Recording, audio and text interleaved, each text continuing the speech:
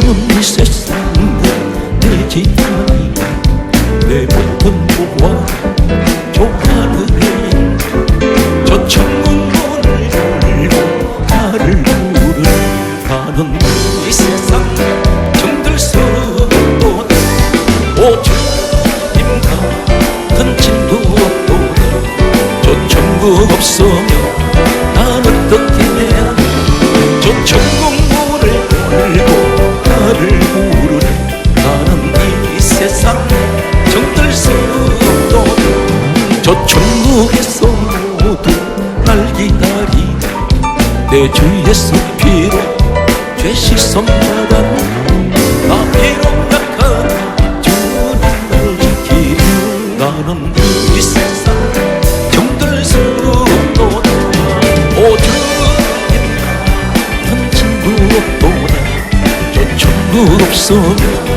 난 어떻게 저 천국 문을 열고 나를 부르는 나는 이 세상 정들 서도다 저 영광의 땅에 나 이리 살겠네 손잡고 승리를 외치는 성도들 이 기쁜 찬송만을 들려오지 나는 이 세상 정들 서도다 오직 님 같은 친구 없도다 저 천국 없으면 난 어떻게 저 천국 문을 열고 나를 부르네 나는 이 세상 정들 서도다 구주의 십자가 보혈 죄 씻음 받기를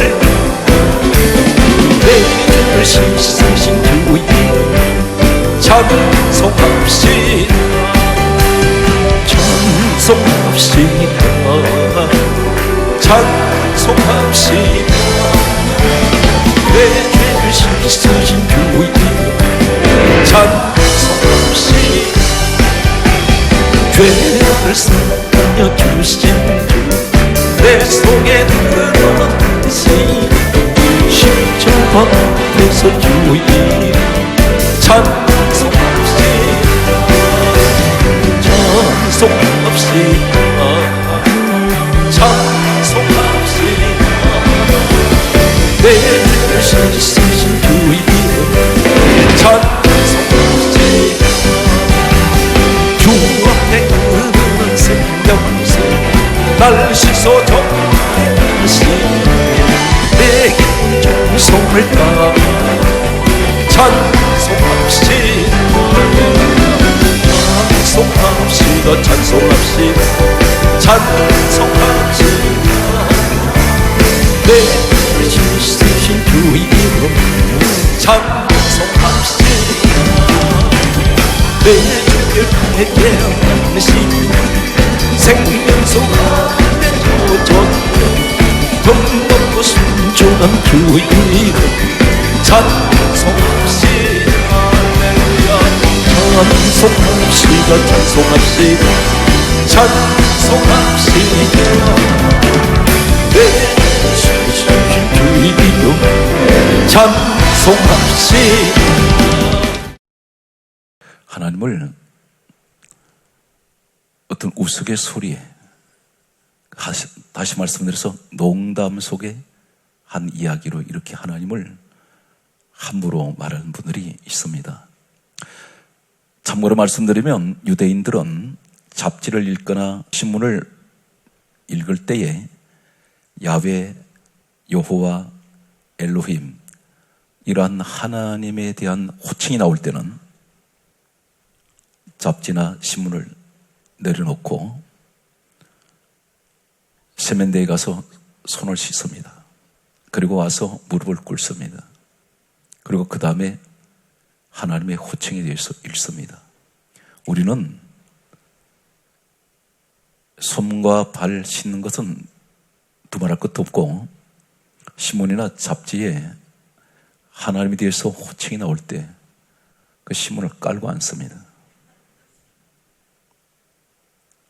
함부로 취급합니다. 하나님은 지존하신 분입니다. 우리가 하나님 앞에 서면 숨도 쉬지 못합니다. 심장이 멎을 것 같은 분이 우리 하나님이신데 지존하시고 전능하시면서 감히 가까이 가뵐 수 없는 너무나 높고 높은 귀한 분을 우리는 함부로 입에 오르낼 때가 있습니다. 이 사람이 소위 교회 안에 있는 분들이세요. 하나님을 천대시합니다. 하나님을 함부로 말합니다. 그러면서 왜 문제 응답 안 되느냐고 그렇게 말하는 분들이 있습니다. 오늘 제가 소개하는 성경 말씀을 여러분 들으시고 왜 하나님은 나를 만나주지 아니하실까? 문제는 내게 있더라는 것입니다. 성경 말씀을 우리가 보면 하나님을 경외하다, 경배하다 이 말씀이 성경에 창세기부터 계속해서 등장하고 있습니다. 경외란 말은 두려우신 하나님, 무서우신 하나님, 감히 쳐다볼 수도 없는 하나님, 너무나 전능하시고 전지하시고 그분 앞에는 세상에는 어떤 모든 만물들이 전부 무릎을 꿇는 그러한 분을 경외라고 말합니다. 경배란 말은 엎드리다, 예배하다 이런 의미를 또한 가지고 있습니다. 오늘 이 시대가 다 타락한 사람만 있는 것이 아니고 각 교회에 보게 되면 하나님을 경외하는 분이 있어요. 하나님을 경배하는 분들이 있습니다. 마태복음 2장 1절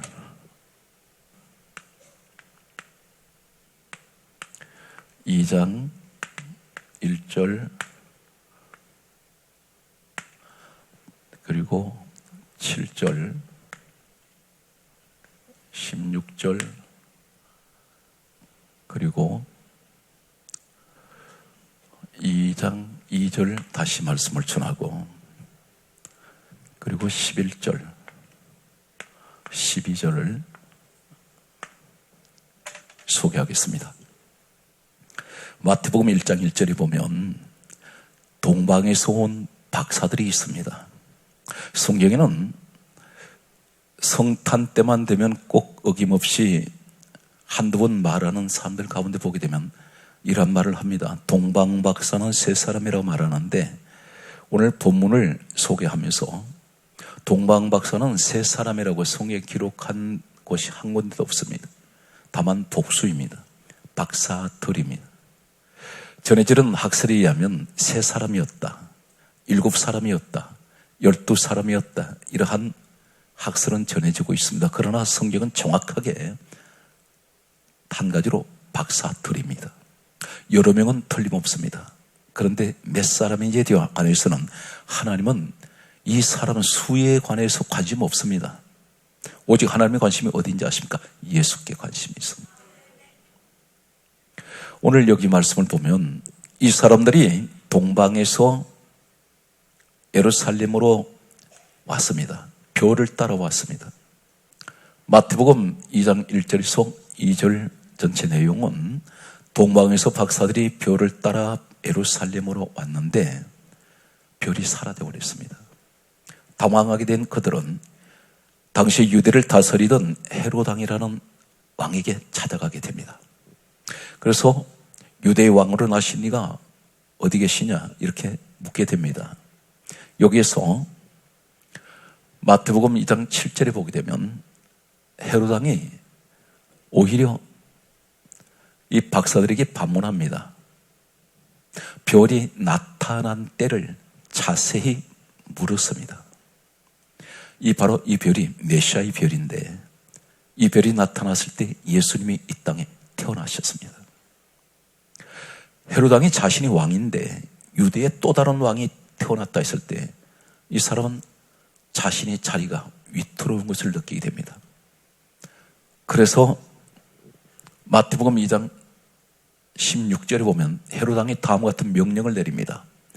박사들에게 자세히 알아본 그때를 기준하여 사내 아이를 2살 아래로 다 죽여버립니다. 왜 2살 아래로 죽일까요? 박사들에게 자세히 알아본 그때를 기준으로 했습니다. 우리가 이야기할 때 이 동방 박사들은 예루살렘에서 가까운 이웃 동네일 것이다. 아닙니다. 수만리 멀고 먼 것입니다. 이 사람들은 전해지는 학설이 보게 되면 구바벨론 제국 그리고 페르시아라는 곳에서 온 사람들로 학설은 그렇게 전해지고 있습니다. 이 사람들은 박사들이라고 했습니다. 이 박사란 말은 헬라어로 기록된 내용을 보면 헬라에는 이 박사를 가리켜 마고스라고 부릅니다. 마고스.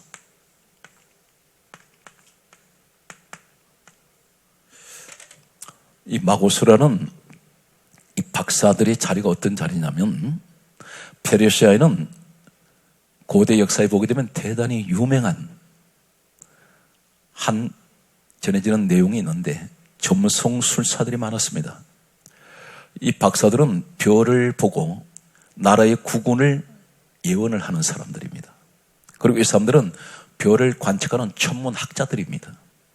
그리고 또한 이 사람들은 당시에 정치가들입니다.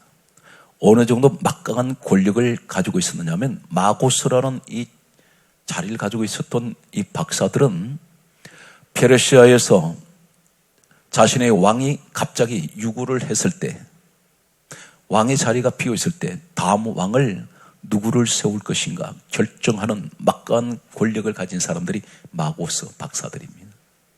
이 사람들은 몇 퍼센트 되지 않는 최고의 엘리트들입니다. 최고의 그 당시의 지성인들입니다. 최고의 학문을 자랑하는 사람들입니다. 그들은 권력가요. 그들은 지성인이요. 그런 사회 상류층의 사람입니다. 자인이 무엇을 가지고 있습니까? 많은 부를 누리고 있었고 명예를 가지고 있었고 용화를 누리던 사람인데 수말리 길을 찾아왔습니다. 그런데 여기서 중요한 것은 왜 박사들에게 자세히 알아본 것들을 기준해서 2살 아래로 다 죽이라 그러냐면 2년 걸렸다는 것입니다. 일반 육로가 아닙니다. 그 당시에는 기계를 이용하는 교통수단은 하나도 없습니다. 거대한 모래산을 넘어야 합니다. 수말리 길을 걸어오다 보면 이 사람들이 실질적으로 학자들이 연구를 했습니다. 페르시아라는 지역에서 예루살렘까지 과연 사람들이 오면 짐승을 이용해서 육로로 왔을 때 얼마 정도 걸릴까? 빨리 와야 1년 6개월 걸렸습니다.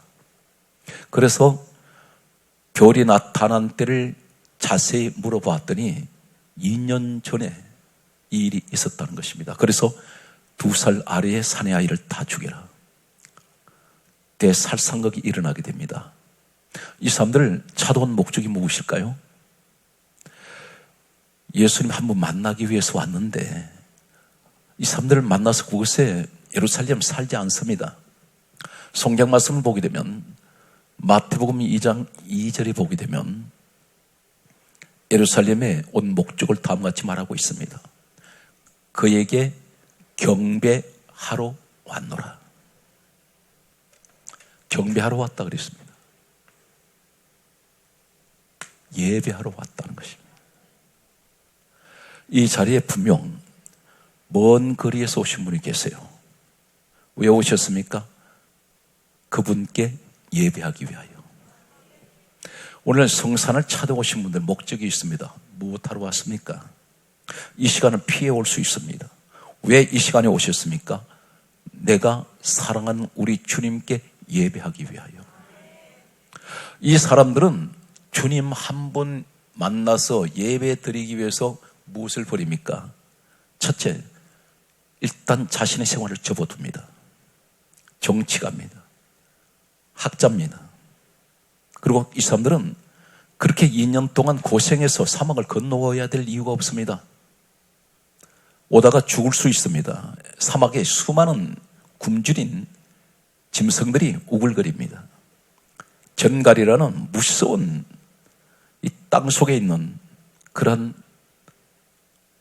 짐승에게도 물려 죽을 수 있습니다. 때로는 더위에 죽을 수 있습니다. 병들어 죽을 수 있습니다. 2년, 오는 데만 2년입니다. 왕복 4년이라고 한다면 어느 누구도 쉽게 나서지 못합니다. 그런데 이 사람들 나섰습니다. 목적이 무엇인가요? 예수 만나려고. 삶의 최우선을 이 박사들은 예수님께 두었습니다. 먹고 사는 것도 중요하고 자신의 일상생활이 대단히 중요하고 모든 것이 다 중요하지만 최우선은 예수님께 두셨다는 것입니다. 이것이 바로 경배입니다. 오늘 사랑하는 성도 여러분, 우리의 삶은 우선을 어디에 두고 있습니까? 돈에 두고 있습니까? 세상 명예에 두고 있습니까? 아니면 나는 삶의 최우선이, 나는 예수님이 나의 삶의 최우선입니다. 오늘 이 현장이 되시기 바랍니다. 그런데 궁금한 것은 이 동방에서 온 이 사람들은 이방인들입니다. 그들이 어떻게 예수님이 메시아이신 것을 알았으며 별이 메시아의 별인 것을 알았을까요? 이 사실을 알기 위해서는 역사를 거슬러 올라가겠습니다. 예수님께서 이 땅에 오시기 전 BC 주전 역사라고 부릅니다. 예수님 이 땅에 오시기 전 주전 530여 년 전에 이 시대에 누가 있었느냐면 다니엘이라는 사람이 있었습니다. 다니엘은 바빌론에 포로로 잡혀간 사람입니다. 성경 말씀은 이렇게 기록합니다. 다니엘서 2장 48절에 보게 되면 포로로 잡혀간 다니엘을 가리켜 바빌론의 모든 지혜자의 어른을 이 다니엘을 삼았습니다. 포로로 잡아간 사람을 얼마나 지혜와 총명에 뛰어났는지 당시 바빌론에는 머리 좋은 사람이 세계에서 가장 손꼽을 정도로 많았습니다. 그런데 그 가운데에서 이 다니엘이 바벨론의 모든 지혜자들의 어른을 삼았다는 것은 모든 지식층들 위에 스승이라는 것입니다. 그런데 이 사람이 어느 정도 신앙을 가지고 있었냐면 오직 하나님 한 분만을 위한 절대적인 순교자적인 신앙을 가지고 있습니다. 법으로 만들었는데도 다른 신에게 절하지 말라고 하는 법으로 정해진 것을 알면서도 이 사람 가서 하루에 3번씩 하나님께 기도했던 사람입니다. 이것 때문에 사자굴 속에 들어간 사람입니다. 당연히 이 사람은 이러한 신앙관을 볼 때에 이 바빌론의 우상을 섬기는 사람들에게 당연히 다니엘은 메시아에 관한 말씀을 전했을 것입니다. 이 땅에 메시아 되시는 예수 그리스도가 오신다는 것입니다. 이 다니엘을 통해서 전해지는 이 예언은 시대를 거치면서 수많은 사람들 입을 통해서 구전으로 아니면 문서로 전해졌을 것입니다. 예수님께서 이 땅에 오셨을 때 여기에 마고스 이 박사들이 별을 바라보다가 메시아의 별이 나타난 것을 발견하게 됩니다. 그래서 다니엘이 예언했던 메시아가 오셨다는 것입니다. 그래서 그들은 모든 것을 버리고 예수님을 만나기 위해서 예루살렘으로 오게 되었습니다. 목적은 무엇입니까? 경배하기 위하여. 그랬을 때에 어떻게 말씀합니까? 여러분들이 대단히 중요한 말씀을 오늘 기억하시기 바랍니다. 마태복음 2장 11절에 보게 되면 박사들이 예수님을 만났습니다. 우리가 크리스마스 성탄절 때에 카드를 보냅니다. 요새는 카드 문화가 많이 이제 줄어지고 있는데 카드의 그림을 보면 이 그림이 성경적이 아니라는 그림이 있습니다. 예수님이 구유에 누워 계시고 그리고 양떼들이 또 짐승들이 옆에 있고 그리고 마리아, 요셉이 구유에 누워 계신 예수님 그 주변에 앉아 있고 동방 박사들이 경배하고 있는 모습을 봅니다. 잘못되었습니다. 성경 그렇지가 않아요. 박사들이 예수님을 만난 자리는 구유에 계신 예수님이 아닙니다. 어디 계실까요? 마태복음 2장 11절에 집에 계세요. 이때 이미 2살 정도 되셨다는 것입니다. 여기에서 대단히 중요한 말씀을 기록합니다. 집에 들어가 아기와 그 어머니 마리아가 함께 있는 것을 보고 누구에게 엎드려 경배하냐면 따라서요. 아기께 엎드려 경배했습니다. 마리아에게 경배하지 않습니다. 누구에게만 경배합니까? 아기 예수님. 우리의 경배를 우리가 할 분은 예수님밖에 안 계세요. 마리아가 아니에요. 마리아는 훌륭한 여인은 틀림없습니다. 그러나 그는 신은 아닙니다. 존경합니다. 훌륭한 여자 틀림없습니다. 그러나 우리의 경배 대상은 오직 예배 대상은 예수님밖에 없습니다. 이 동방박사는 정확하게 알고 있습니다. 그때에 예수님을 경배하고 황금, 몰약, 유향을 내놓았습니다. 그때에 마태복음 2장 12절에는 다음과 같은 말씀합니다. 꿈에 하나님께서 헤로데게로 돌아가지 말라 지시하심을 받아 다른 길로 돌아가니라. 여기서 대단히 오늘 이 말씀을 제가 본문으로 채택한 이유가 있습니다. 박사들은 산을 넘고 물을 건너 그리고 2년 세월을 그 고달픈 인생길을 걸어 예수님을 만나러 왔는데 목적 한 가지를 그들의 입을 통해서 고백하는 것은 나는 주님께 경배하러 왔습니다. 그래서 주님 앞에 오직 마리아가 옆에 있는데도 불구하고 오직 아기 예수님께 경배했습니다. 했더니 하나님께서 뭐라고 그러세요? 너 꿈에 하신 말씀이 너 헤로드에게 돌아가지 마라. 헤로드에게 돌아가면 죽습니다. 지시하셨습니다. 언제 지시받습니까? 예수님을 경배할 때. 그리고 다른 길로 돌아갔다. 오던 길이 아니에요. 우리 인생길이 우리가 지금 오는 길로 가면 계속 실패입니다. 하나님이 말씀하는 다른 길로 가야 돼요. 우리의 지금 걸어왔던 이 고달픈 인생길, 주여 슬픔의 길, 눈물의 길, 한숨밖에 없는 길, 이 길 가면 망하는 길인데 하나님 말씀합니다. 너 다른 길 내가 예비해 두었으니 다른 길 가. 근데 그 길 가려면 어떻게 됩니까? 경배해야 돼요. 처음부터 다른 길 말씀하지 않았습니다. 그의 입에서 고백되는 말이 나 경배하러 왔어. 누구를? 예수님을. 그리고 실제로 경배했더니 오직 한 번 예수님만 경배했더니 무릎을 꿇었더니 하나님께서 지시합니다. 나한테 간섭하기 시작하세요. 그리고 너를 위해서 내가 준비해둔 다른 길이 있다. 오늘 여러분 이 주인공이 되시기 바랍니다. 오늘 하나님을 경외하는 사람, 하나님을 경배하는 사람 12가지 축복이 있습니다. 오늘 여러분 이 복을 누리시기 바랍니다. 하나님을 함부로 성경은 이렇게 강조합니다. 하나님께서 너는 여호와의 이름을 망령되이 함부로 일컫지 말라. 웃기는 하나님 만들지 마세요. 예배를 통해서 말씀 들으면서 재밌다고 말은 모르겠습니다. 한 가지 기억하세요. 하나님 재밌는 하나님이 아닙니다. 강조했습니다. 그분 앞에 서면 오그라져 버려요. 숨이 멎어 버려요. 얼마나 무서우신 하나님, 동시에 얼마나 사랑이 많으신 분인지 몰라요. 우리를 얼마나 사랑하셨기에 독생자 아들 예수님까지 내려보내셔서 하나님 친히 그를 십자가에 우리 예수님 죽게 하셨습니다. 그리고 우리 구원하셨습니다. 오늘 하나님을 높이고 하나님을 찬양하고 하나님만 예배하며 그분만을 섬기는 사람들이 주시는 하나님을 경외하는 자에게 주시는 12가지 축복이 오늘 이 응답이 내게 있게 하여 주옵소서. 시편 5편 7절을 먼저 소개합니다. 첫 번째, 시편 5편 7절은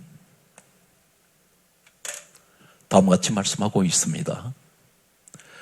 여호와를 경외함은 성전을 향하여 예배하리이다. 하나님을 경외하는 사람은 어디를 향합니까? 세상을 향하지 않아요. 성전을 향해요. 그 성전에서 뭘 합니까? 예배를 드립니다. 오늘 이 시간 여러분들이 되시기 바랍니다. 이것이 첫 번째, 하나님을 경외하는 사람의 받는 축복입니다. 다시 말씀드려서 성전을 향하는 사람, 아무나 성전을 사모하지 않습니다. 어떤 사람이 하나님의 성전을 사모합니까? 하나님을 경외하는 사람이에요. 그리고 성전에 늘 무엇을 사모하냐면 예배를 사모한다는 것입니다. 그 마음에 무엇이 있으니까? 하나님을 경외하는 마음이 있기 때문에 자신도 모르는 그런 경외함이 있어요. 성전이 너무 좋습니다. 예배가 너무 좋아요.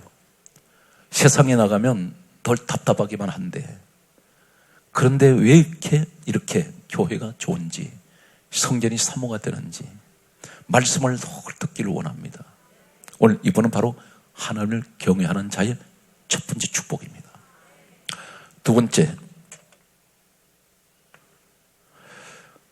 시편 34편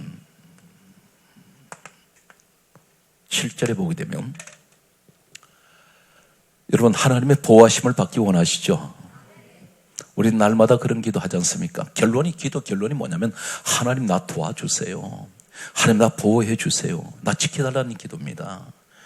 무슨 사업이 잘 되게 해달라고 그러고, 직장이 잘 되게 해달라고 그러고, 자녀가 잘 되게 해달라고, 이 모든 포괄적인 결론은 하나밖에 없습니다. 하나님 나 지켜달라는 겁니다. 그런데 성경 강조합니다. 여호와의 천사가 주를 경외하는 자를 둘러 진을 치며 그를 건지시리로다. 여호와의 천사가, 히브리서 1장 14절을 보게 되면 모든 천사는 하나님의 부리는 영이라 있습니다. 하나님이 천사를 내려보냅니다. 누구에게? 주를 경외하는 자들을 위해서. 오늘 하나님을 높이고 하나님을 찬양하고 하나님만 위해서 살아가는 이런 사람들을 하나님께서는 천사를 보내셔서 어떻게 합니까? 둘러 진을 친다 그랬습니다. 천사 한 명이 온 게 아니에요. 많은 천사들이 내려와서 나를 둘렀습니다. 그리고 진을 친다는 것은 떠나질 않습니다. 그것에다 진을 치고 있어요. 그리고 그를 건져냅니다. 세 번째가 시편 34편 9절을 말씀드리겠습니다. 시편 34편 9절에는 여기서 잠깐 언급하고 넘어갑니다. 여러분 각자 섬기는 교회에서 봉사하시죠. 봉사 안 하는 사람은 불행한 사람이에요. 일한 것이 없어요. 교회 안에서 어떤 일이든지 내가 찬양 봉사, 안내, 그 다음에 주방 봉사, 그리고 예배 위원들 모든 하다못해 성전 안에 지푸라기 하나 줍는 것도 이것이 하나님의 일입니다. 그런데 그 일을 하는 사람들은 하나님을 경외하니까 하는 거예요. 하나님을 위해서 내가 작은 일이라도 수고하는 겁니다. 그런데 시편 34편 9절에 보면 성경이 이렇게 강조합니다. 너희 성도들아 여호와를 경외하라. 우리 보고 성도들은 여호와를 경외하라 그래요. 교인들아 성도들을 달라요. 교인들아 여호와를 경외하라 말씀하지 않습니다. 성도가 되어야 하나님을 경외해요. 그럼 뭘 말씀하는지 아십니까? 주를 경외하는 자들은 부족함이 없으리로다. 부족함이 없도록 해주신다는 것입니다. 기도 응답이 여기 다 들어있습니다. 경외하는 자들. 오늘 여러분 성경 말씀은 지시고만 하면 안 돼요. 믿음으로 행할 줄 알아야 됩니다. 그런 내 것 되는 거예요.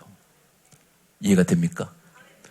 오늘 네 번째 말씀을 소개하겠습니다. 네 번째 시편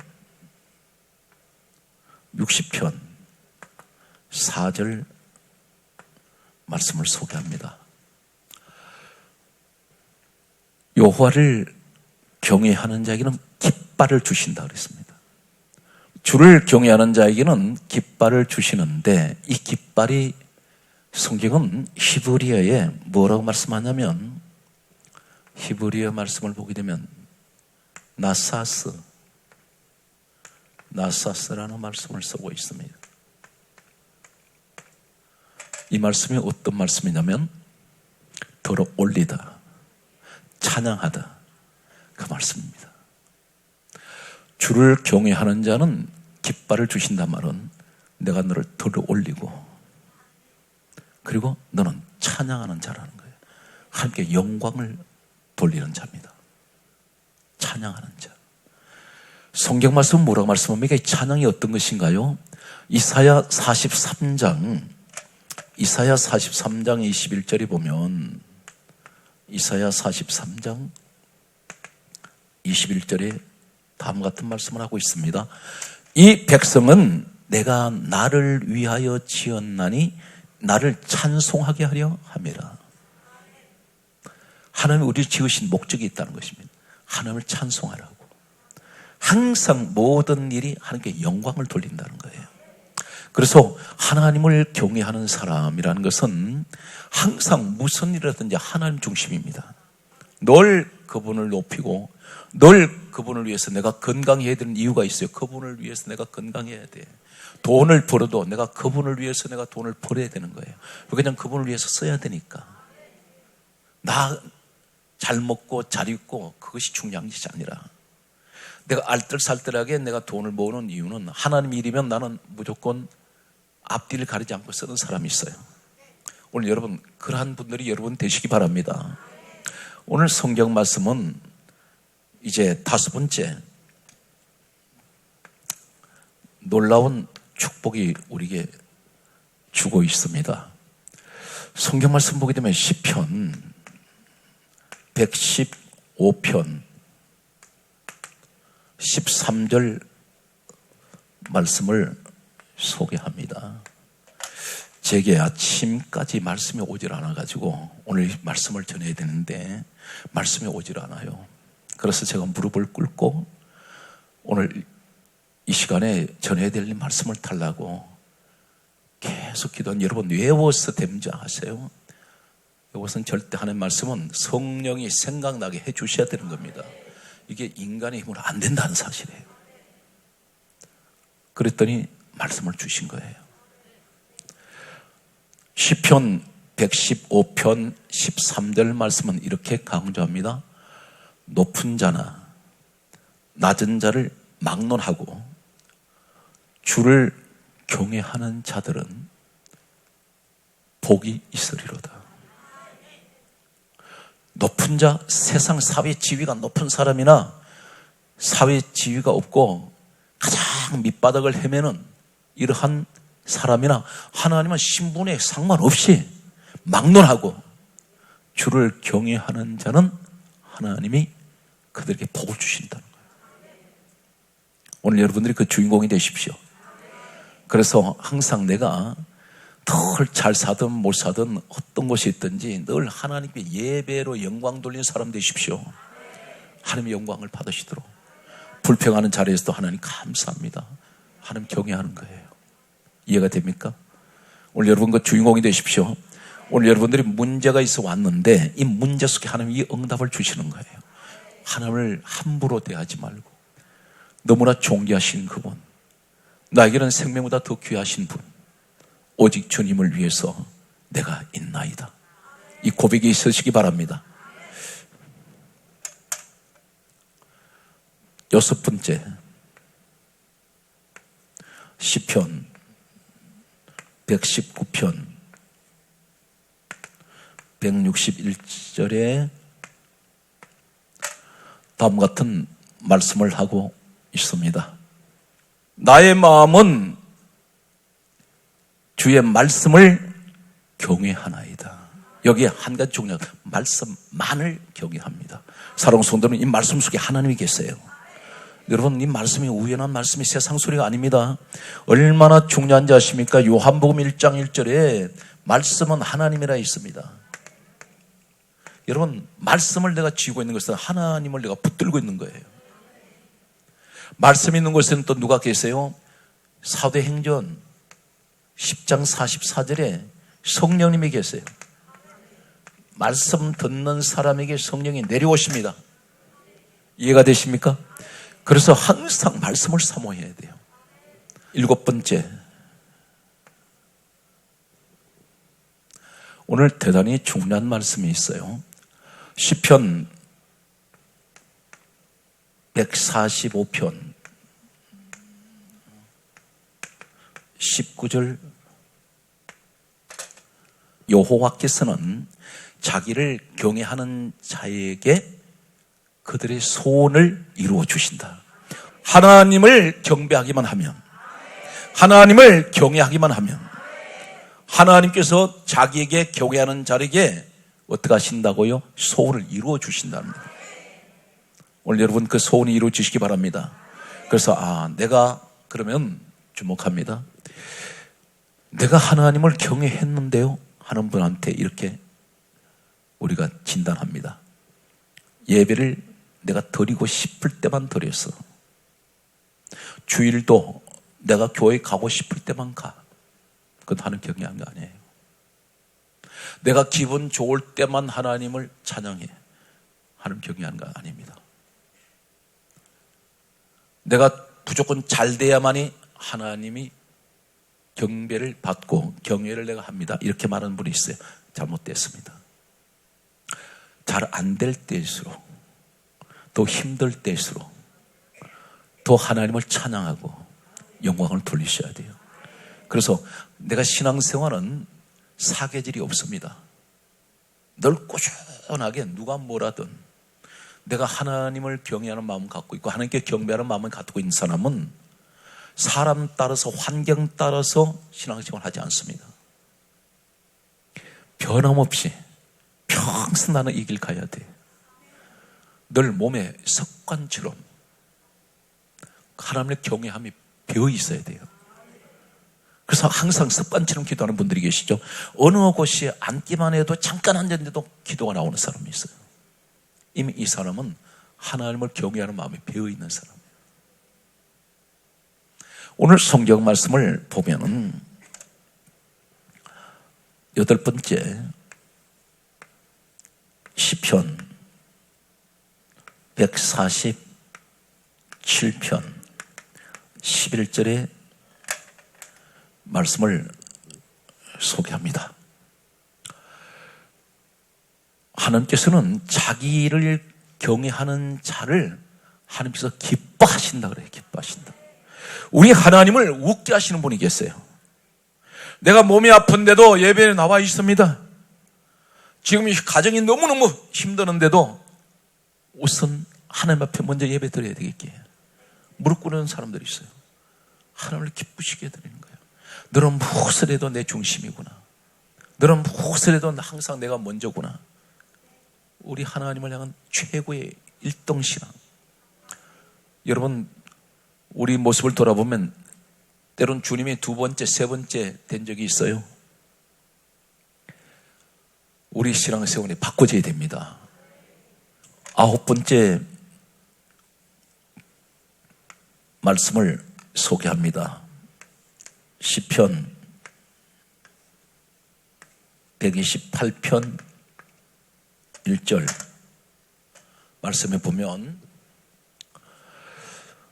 주를 경외하는 자들은 오늘 이렇게 말씀합니다. 그의 길을 걷는 자마다 복을 주신대요. 하나님을 경외하는 사람은 어떤 길입니까? 그의 간 길, 그분이 걸어가신 길, 그의 길을 걷는 자마다 복이 있어요. 그분이 누구세요? 우리 예수님이 걸어가셨던 그 길, 십자가 지고 가신 길, 용서의 길, 사랑의 길, 전도의 길. 우린 그 길을 걸어야 됩니다. 주님을 닮아야 된단 말이에요. 그래서 성경 강조하기를 요한복음 14장 6절에 따라서요. 내가 곧 길이요 진리요 생명이니 나로 말미암지 않고는 아버지께로 올 자 없다. 예수님의 길이라면 나는 주님 따라가야 돼. 그래야 바로 갈 수 있는 거예요. 내가 내 마음대로 가면 안 돼. 아까 박사들에게 다른 길로 가라고 말씀하셨죠? 그 길이 주님이 가르쳐 주신 길이에요. 그 길 걷는 여러분 되시기 바랍니다. 이제 내 마음대로 살아왔잖아요. 이제는 주님이 가라는 대로 가세요. 내 마음대로 살아왔는데 이루어진 것이 별로 없어요. 돈 좀 몇 푼 벌었다고 그것이 이루어졌습니까? 아니에요. 하나님은 절대 그런 거 가지고 평가하지 않습니다. 주님 말씀하셨습니다. 내가 나를 따라오리거든 자기 십자가를 지고 나를 따르라. 십자가는 뭐 하는 자리예요? 내가 죽는 자리예요. 그래서 예수는 믿으면 믿을수록 우리는 내 육의 것을 점점 죽어져야 돼. 그럴 때에 점점 주님의 모습을 닮아갑니다. 오늘 여러분이 그 주인공 되시기 바랍니다. 10번째, 잠언 10장 27절에 여호와를 경외하면 장수하느니라. 하나님을 높이세요. 하나님을 찬양하세요. 우리가 아무리 오래 산다고 해도 몇십 년이면 눈 깜짝할 사이 갑니다. 누구든지 거부할 수가 없어요. 인류가 시작된 이래로 한 사람도 세상을 호령했던 영웅 호걸들도 세상의 머리 천재라고 했던 솔로몬도 죽으면 막아내지 못합니다. 가게 됩니다. 그런데 갈 때까지 건강하게 장수의 복을 누리는 사람은 하나님을 경외할 때, 여기서 한 사람을 소개합니다. 히스기야. 하나님께서 떠날 날이 되었다 했습니다. 왕입니다. 그런데 이 사람이 죽을 날이 임박했을 때에 이 사람이 하나님께서 너 떠날 준비하라 말씀할 때 이 사람은 어떻게 합니까? 나철벽을 향해 가지고 통곡이 기도하지요. 무슨 기도합니까? 하나님, 지난날 내가 하나님을 섬겼던 것을 기억하여 주옵소서. 하나님을 경외했다는 것입니다. 그때 하나님이 히스기야의 지난날을 기억을 하세요. 그럴 땐 바로 주의 종 보내서 뭐라고 말합니까? 내가 너 기도를 들었고 너 눈에 눈물을 보았노라. 내가 너를 15년을 생명을 더 연장시켜 주겠고.